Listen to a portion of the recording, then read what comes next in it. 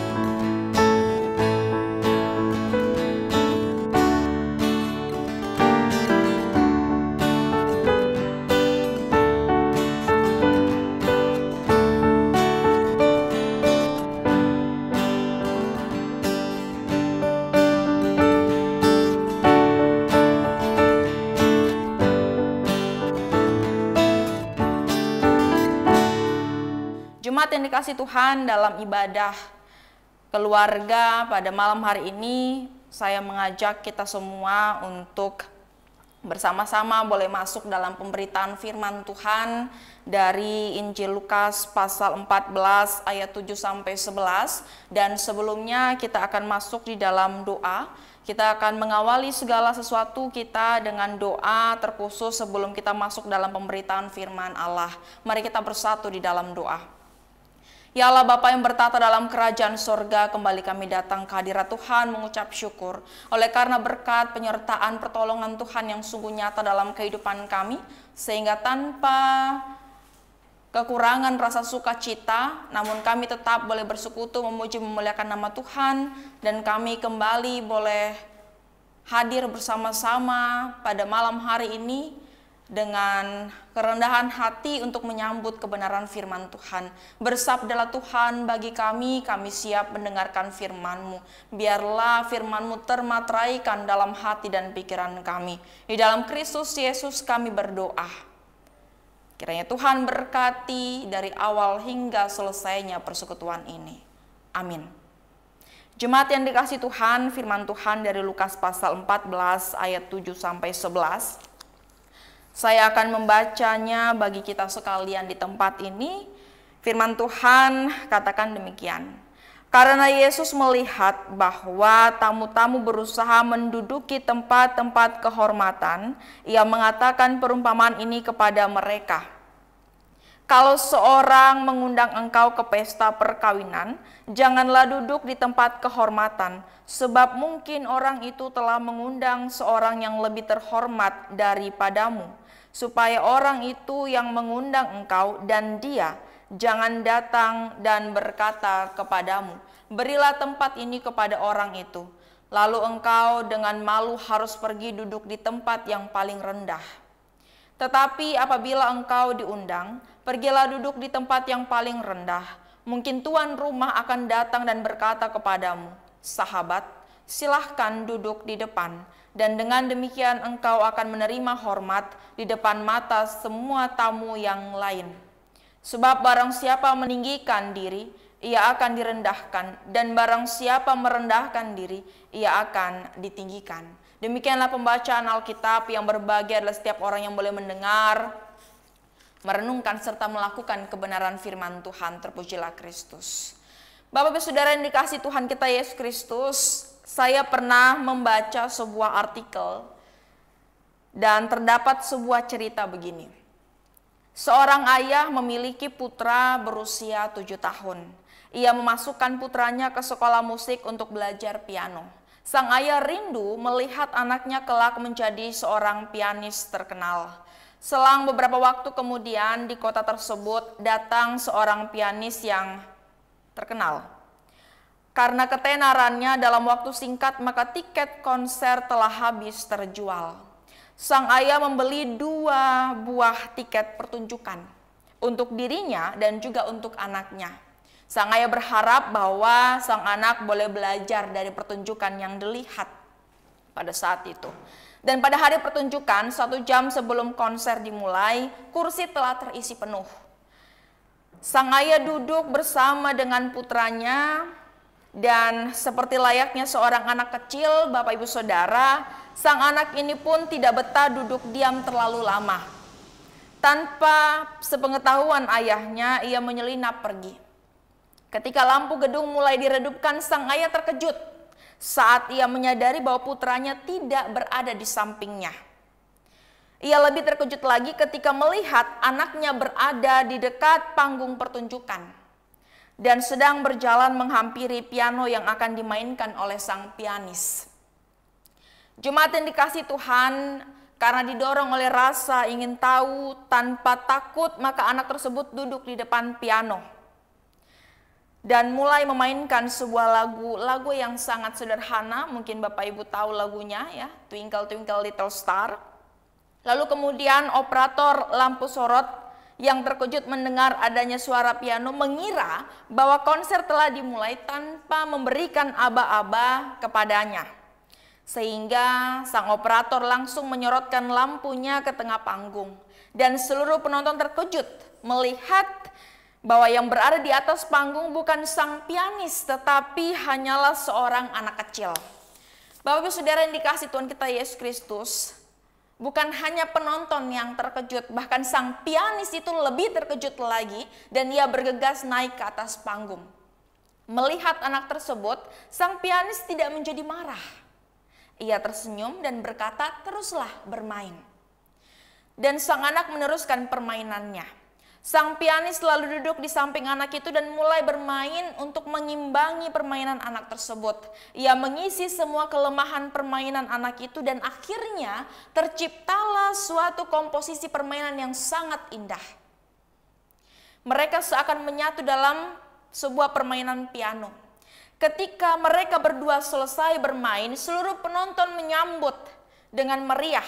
Bahkan karangan bunga dilempar ke atas panggung. Sang anak berpikir bahwa semua orang yang menyorokinya pada saat itu karena kehebatannya dalam bermain musik bersama sang pianis terkenal di sebelahnya. Setelah bermain, ia menyapa penonton dan memberi hormat dengan senyum penuh bangga. Bapak Ibu Saudara yang dikasihi Tuhan, pada umumnya manusia sangat suka dipuji dan dihormati, bahkan jika ia diberi sebuah penghargaan. Yang jadi masalah adalah jika kita atau manusia mengambil penghargaan atau kehormatan yang bukan milik kita. Itu baru masalah. Melainkan kita mengambil penghargaan ataupun kehormatan milik orang lain. Dalam hal ini adalah kepunyaan Allah.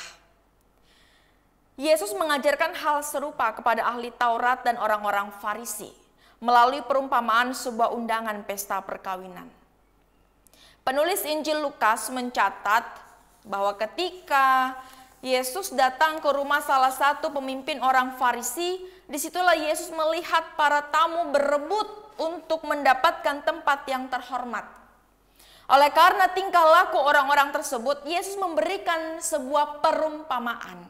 Dan isi perumpamaannya adalah jikalau kita diundang di dalam sebuah pesta perkawinan, maka janganlah duduk di tempat kehormatan. Sebab kemungkinan yang mempunyai acara, si empunya acara telah mengundang orang yang terlebih terhormat daripadamu. Tetapi duduklah di tempat yang paling rendah. Karena mungkin tuan rumah akan datang dan mempersilahkan engkau duduk di depan, dan dengan demikian engkau akan menerima hormat di depan semua tamu yang lain. Jemaat yang dikasihi Tuhan, ini adalah sebuah perumpamaan yang sederhana tetapi sangat masuk di akal. Barangkali ada banyak orang di antara kita yang sering punya pengalaman salah duduk, misalnya dalam sebuah pesta perkawinan. Tiba-tiba kita sudah keenakan duduk, ada orang yang berkata, "Pak, Bu, maaf. Silakan pindah tempat duduk karena tempat ini bukan milik Anda, melainkan untuk orang lain."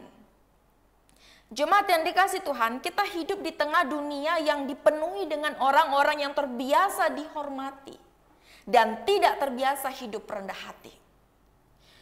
Dan itu terjadi pada berbagai lapisan kalangan masyarakat.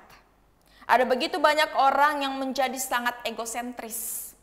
Tetapi jangan kemudian konteks yang terjadi pada saat Yesus mengajarkan hal ini, kita bawa dalam konteks umum seperti beribadah di gereja.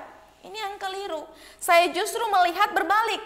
Ketika orang-orang memasuki ruang ibadah, justru jemaat lebih senang untuk duduk di belakang. Saya tidak tahu apakah supaya saat beribadah, ketika ibadah selesai, maka ia bisa bersegera meninggalkan ruang ibadah atau bagaimana. Tetapi ketika jemaat diarahkan untuk maju ke depan oleh seorang presbiter misalnya, jemaat itu mengutip perikop ini, khususnya di ayat yang ke-11. Barang siapa yang merendahkan diri, ia akan ditinggikan. Siapa yang terbelakang akan menjadi yang terdepan. Kata siapa? Begitu kan? Kata siapa? Beda konteks dengan pengajaran yang Yesus ajarkan ketika itu. Ini yang kadangkala kita menjadi salah tafsir, salah pemahaman. Kita menempatkan segala sesuatu tidak pada tempatnya. Konteks perikop Alkitab kita adalah pengajaran Yesus kepada orang Farisi dan ahli-ahli Taurat, di mana mereka berebut untuk mendapatkan posisi yang terhormat dalam sebuah perayaan, dalam sebuah acara ataupun kegiatan. Dan Yesus hendak menegur mereka. Tetapi berbeda ketika kita berada di rumah Tuhan. Justru di dalam rumah Tuhan kita akan belajar untuk menjadi seorang yang rendah hati. Sementara jika kita memilih duduk di yang paling terbelakang misalnya, apakah kita dapat menjadi fokus saat pemberitaan firman? Atau justru tempat itu menjadi tempat yang nyaman, tempat yang aman untuk kita tidur atau bermain HP supaya tidak kelihatan oleh sang pengkhotbah misalnya. Gereja juga adalah tempat untuk melayani. Rumah Tuhan juga adalah tempat untuk melayani. Dan dengan melayani kita akan belajar kerendahan hati. Dari mulai menyapa selamat hari Minggu sampai mendoakan orang lain dalam doa syafaat yang bahkan mungkin tidak kita kenal siapa orang tersebut, atau justru kita harus mendoakan orang yang memusuhi kita misalnya. Pelayanan, kerendahan hati kita belajar di rumah Tuhan. Maka jangan heran dalam konteks kehidupan yang egosentris dan individualis pada masa sekarang ini, gaya kepemimpinan yang melayani, yang rendah hati ini sangat dirindukan pada masa sekarang, Bapak Ibu Saudara. Lalu bagaimana caranya? Bagaimana caranya kita memiliki hati yang sedemikian? Kerendahan hati seperti itu pertama, datang dari kesadaran bahwa kita ini bukan siapa-siapa. Belajar dari kerendahan, dari kesadaran di mana kita melihat bahwa diri kita bukan siapa-siapa. Seorang anak yang merasa dirinya pintar, maka ia tidak akan mau belajar lagi, Bapak Ibu. Ya, kita bisa melihat itu sebagai sebuah contoh. Seorang anak yang merasa bahwa dirinya pintar, maka dia enggan untuk belajar. Kenapa? Karena dia berpikir, dia tahu, dia sadar bahwa ketika guru bertanya kepadanya, dia mampu menjawab semua pertanyaan guru tanpa harus belajar. Jadi untuk apa dia harus belajar? Untuk apa dia harus membuang waktu untuk membuka buku? Sementara ketika dia tidak membuka buku saja, dia mampu menjawab berbagai banyak pertanyaan. Ini hal yang salah. Melainkan, mari kita berpikirlah bahwa kita ini masih belum terlalu pintar, sehingga kita butuh belajar, haus Tanamkan sifat dan karakter yang senantiasa haus akan kebenaran, haus akan firman Allah, haus akan karakter yang baik, haus akan teladan Kristus dalam diri kita. Maka kita akan senantiasa mau belajar. Dan itu adalah kunci dari kerendahan hati, sebagaimana yang Yesus kehendaki dalam perikop Alkitab kita. Dan yang kedua, kerendahan hati datang dari kesadaran bahwa hanya ada satu pribadi yang sempurna, Bapak Ibu. Kalau tadi kita melihat sebuah kesadaran di mana manusia menyadari bahwa dirinya bukan siapa-siapa, maka yang kedua adalah kita melihat ya, dengan kesadaran bahwa hanya ada satu pribadi yang sempurna, yaitu Yesus. Allah yang sempurna yang memberi saya kemampuan untuk bisa berbicara seperti sekarang ini. Bukan karena pendeta ini hebat, tidak sama sekali. Ketika saya berhadapan dengan Bapak Ibu, ya, saya bisa saja merasa grogi setiap waktu, saya bisa saja merasa menjadi salah tingkah, gerak-gerik saya menjadi tidak karuan. Ketika saya tidak dikuasai oleh Roh Kudus, berarti karena apa? Karena Tuhan. Saya mampu untuk bisa berhadapan seperti sekarang ini dengan Bapak Ibu Saudara itu karena Tuhan. Saya mampu atau mungkin Bapak Ibu Saudara mampu untuk berpikir dengan jernih, hidup dengan sangat baik, itu juga semua karena Allah. Allah yang memberi kemampuan kepada Bapak Ibu Kantoria misalnya untuk dapat bernyanyi dengan indah. Allah yang memberi kecakapan dalam bermain musik bagi para pemusik gereja. Allah yang memberi para presbiter kesempatan dan kemampuan untuk melayani. Yesus adalah teladan kita untuk menjadi manusia yang rendah hati. Dan itu yang Yesus ajarkan dalam perikop Alkitab kita. Lebih jauh lagi, Yesus menegur mereka yang berlomba-lomba untuk menjadi yang terutama dan yang terhormat melalui teladan hidupnya sendiri. Ya, Yesus sendiri bukan tipe orang yang gila hormat, Bapak Ibu. Dan itu kita lihat dalam peristiwa penyaliban Yesus untuk tebusan dosa manusia. Dan jika semua orang menjadi gila hormat, maka sia-sialah teladan pengorbanan Yesus. Seorang ayah akan menjadi sangat otoriter misalnya. Seorang istri akan menuntut suaminya terus-menerus tanpa menerima keadaan atau keterbatasan suaminya. Seorang anak akan menjadi pembangkang.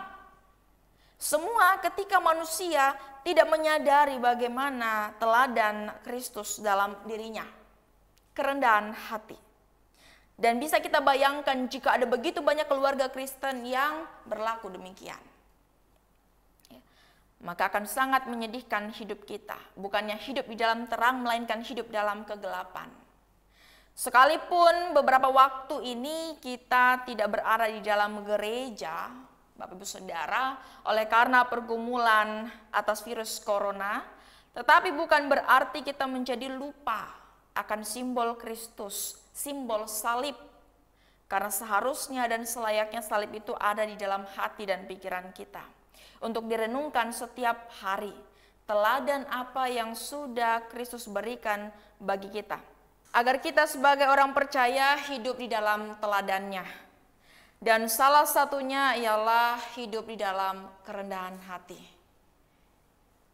Demikianlah pemberitaan firman Tuhan bagi kita dalam persekutuan malam hari ini. Kiranya Tuhan Yesus memberkati kita. Amin. Jemaat yang dikasihi Tuhan, saya mengajak kita sekalian untuk masuk dalam doa berantai dalam lingkup keluarga. Di dalam doa syafaat ini, mari Bapak Ibu boleh menaikkan doa syafaat dalam lingkup keluarga, dan pesan saya Bapak Ibu bisa menjeda video ini sambil Bapak Ibu masuk dalam doa keluarga, dan setelah itu saya akan menutup di dalam doa untuk kita bersama. Silahkan.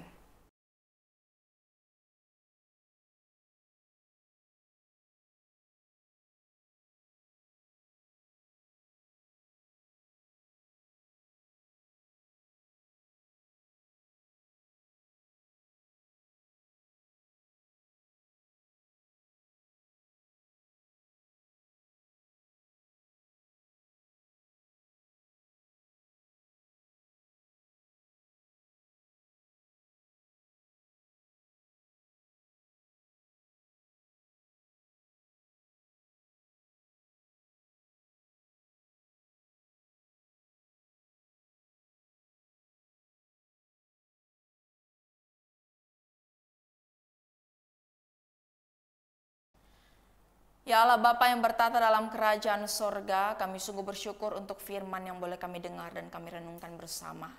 Firman boleh membuat kami menjadi belajar untuk menjadi pribadi yang rendah hati. Belajar untuk menjadi pribadi yang senantiasa mengikut teladan Kristus. Senantiasa merenungkan, mengingat karya penyalipan Kristus demi tebusan dosa manusia. Maka biarlah apa yang boleh kami renungkan ini boleh menjadi rema dalam kehidupan kami, dapat senantiasa menjadi suluh bagi langkah kaki kami. Tuhan Yesus, mampukanlah kami untuk berkata-kata, berperilaku, bersikap sebagaimana adanya kami sebagai anak-anak terang. Ya Allah Bapa yang bertata dalam kerajaan sorga, kami berdoa menyerahkan kehidupan saudara-saudara kami pada saat ini. Tuhan, urapilah mereka, berkati mereka yang sedang bergumul hebat oleh karena terjadinya virus corona. Tuhan Yesus, pandemi COVID-19 telah meresahkan negara ini. Tapi kami percaya kuasa Tuhan sungguh besar, melebihi kuasa yang ada di dunia. Maka Tuhan berikan kekuatan, Tuhan berikan kemampuan bagi mereka yang sedang bergumul di tengah-tengah persoalan virus corona. Mereka yang saat ini berada di rumah sakit, melewati masa-masa karantina, Tuhan berkati. Mampukan mereka untuk terus dapat berjuang, untuk terus boleh melawan sakit penyakit mereka, bahkan dapat memiliki semangat agar mereka tetap dapat hidup dan meneruskan perjalanan mereka selanjutnya. Demikian juga anggota keluarga yang terpisah jauh dari sanak saudara mereka oleh karena pergumulan virus corona. Maka Tuhan berikan kelegaan, Tuhan berikan penghiburan bagi mereka dalam keluh kesah mereka. Tuhan Yesus, kami juga berdoa bagi para hamba Tuhan, para pelayan, para pendeta, para presbiter, di mana mereka harus menaburkan firman Allah di tengah-tengah pergumulan yang ada. Biar Tuhan berikan kekuatan, Tuhan mampukan agar para pelayan Tuhan tetap dengan penuh sukacita boleh melayani Tuhan di tengah-tengah kondisi apapun yang menimpa mereka. Tuhan Yesus, biarlah pemerintahan kami Tuhan berkati. Para pemimpin negara ini Tuhan berikan hikmat bijaksana agar mereka boleh melaksanakan tugas dan tanggung jawab mereka dengan baik. Dengan hikmat dari Tuhan dapat melaksanakan apa yang baik bagi kepentingan bersama. Inilah doa dan permohonan kami yang kami naikkan hanya di dalam nama Tuhan kami Yesus Kristus yang telah mengajar kami berdoa. Bapa kami yang di surga, dikuduskan namamu, datanglah kerajaanmu, jadilah kehendakmu di bumi seperti di surga. Berikanlah kami pada hari ini makan kami yang secukupnya, dan ampunilah kami akan kesalahan kami seperti kami juga mengampuni orang yang bersalah kepada kami.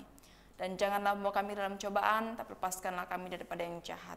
Karena Engkau punya kerajaan dan kuasa dan kemuliaan sampai selama-lamanya. Amin. Jemaat yang dikasihi Tuhan, telah sampailah kita dalam penghujung ibadah di malam hari ini. Dan kiranya firman yang boleh kita dengar menjadi sumber kekuatan bagi kita.